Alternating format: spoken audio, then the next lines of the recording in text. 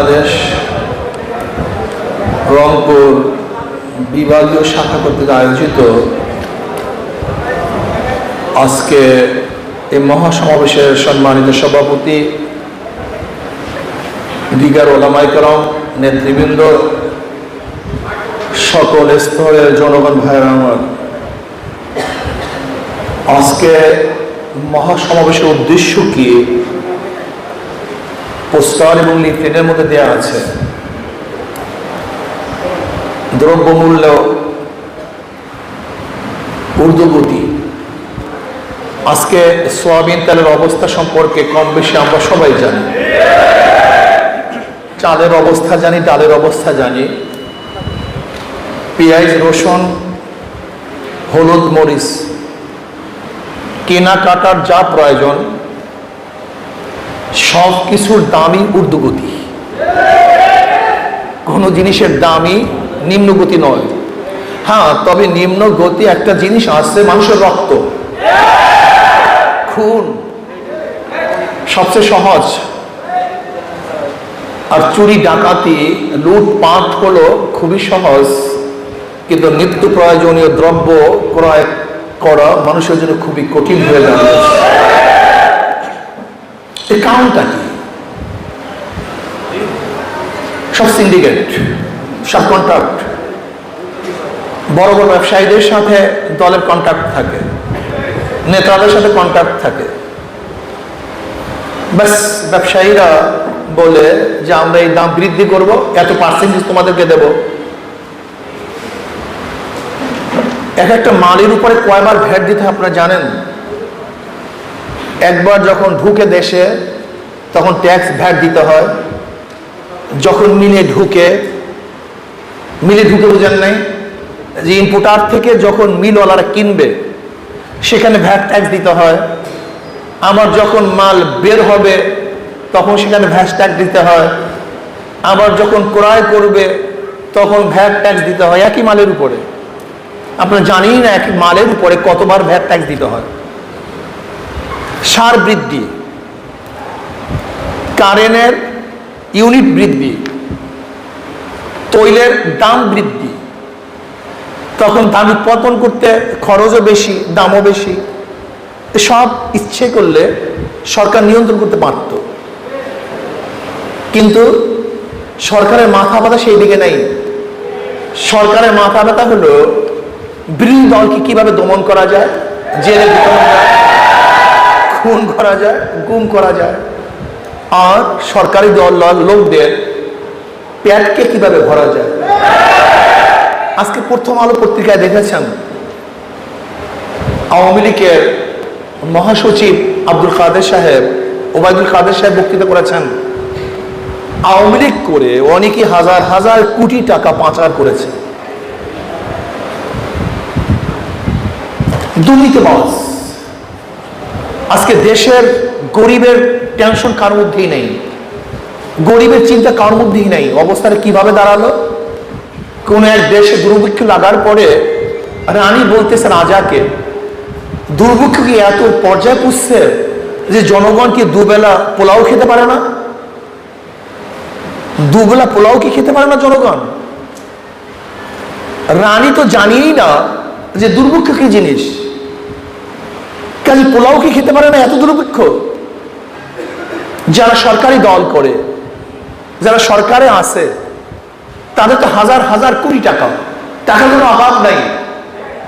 তারা জানিই না মালের এত দাম, এত প্রয়োজন মাল, এত দুর্লভ মূল্য হয়ে গেছে।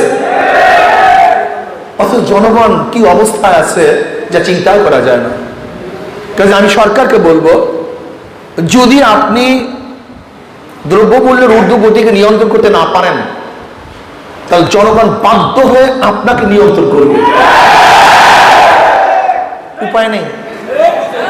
যেরকম শ্রীলঙ্কার জনগণ বাধ্য হয়ে সে দেশের সরকারকে নিয়ন্ত্রণ করেছে, বাংলাদেশের জনগণ বাধ্য হয়ে আপনাকে নিয়ন্ত্রণ করবে।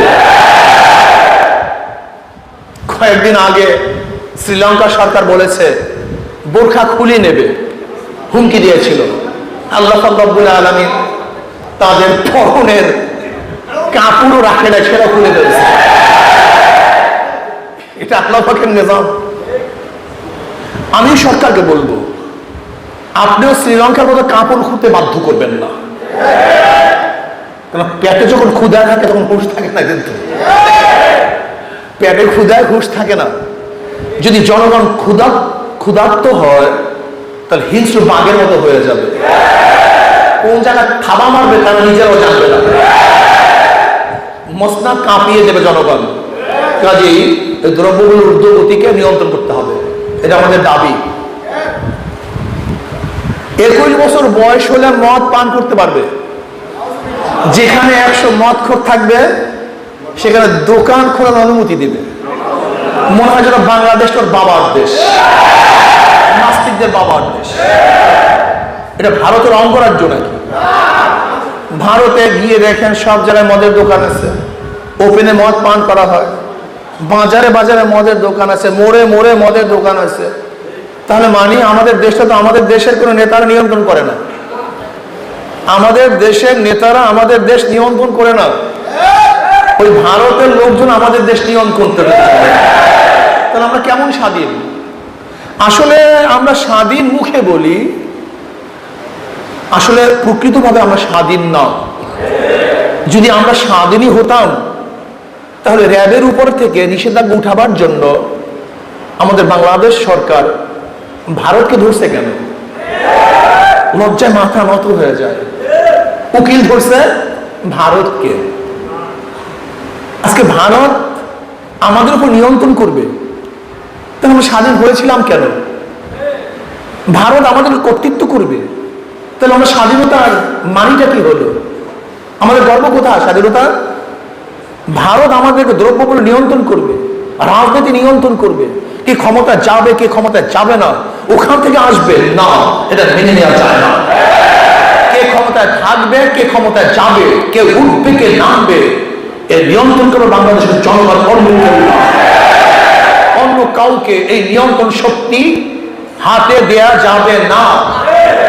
কিন্তু আমরা কি দেখেছি? আমরা দেখছি যারা ক্ষমতায় আছে, যারা ক্ষমতায় যেতে চায়, তারা আমাদের দেশের জনগণের কাছে কেউ যায় না, তারা সবাই বিদেশি শক্তির কাছে যায়। কিন্তু ইসলামী আন্দোলন বাংলাদেশ বিদেশি শক্তির কাছে যাবে না, তারা বাংলাদেশের জনগণের কাছে যাবে। বাংলাদেশে কে ক্ষমতায় যাবে কে ক্ষমতায় যাবে না, কে থাকবে কে থাকবে না, এই সিদ্ধান্ত করবে বাংলাদেশের জনগণ, অন্য কেউ না। এই জন্য তোরা ভোট দিতে ভয় পায়, ভোট দিতে চায় না, কেন জানে ভোটের হারি ফাঁকা হয়ে যাবে।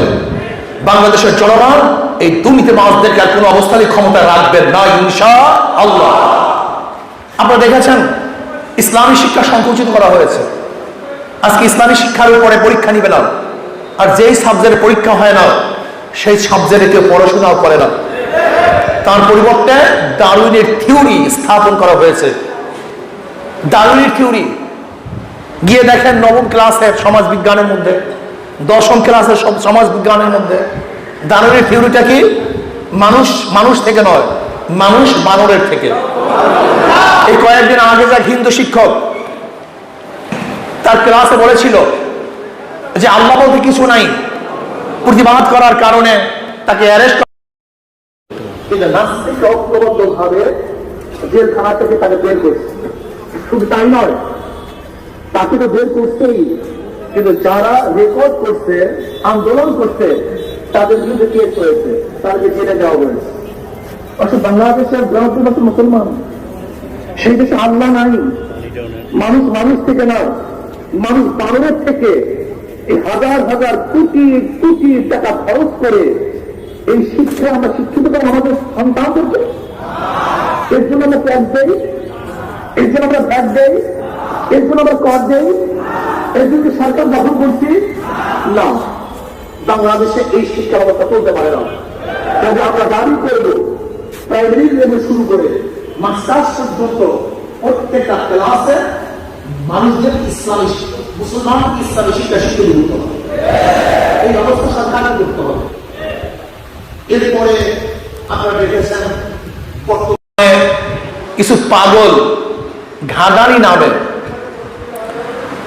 ওলামায়ে কেরামের বিরুদ্ধে দুদুকে দরখাস্ত করেছে, রিপোর্ট দিয়েছে। আমি প্রথম প্রশ্ন করতে চাই, তাদেরকে অধিকার কে দিয়েছে? এই বৈধতা তার পেল কোথায়? সেও জনগণ, আমরাও জনগণ। জনগণের বিরুদ্ধে জনগণ তদন্ত করে দুদুকে রিপোর্ট পেশ করার আইনি কোন শুদ্ধতা বৈধতা আছে? যদি না থাকে তাহলে দুদককে প্রথম বলবো, আপনি রিপোর্ট গ্রহণ করলেন কেন?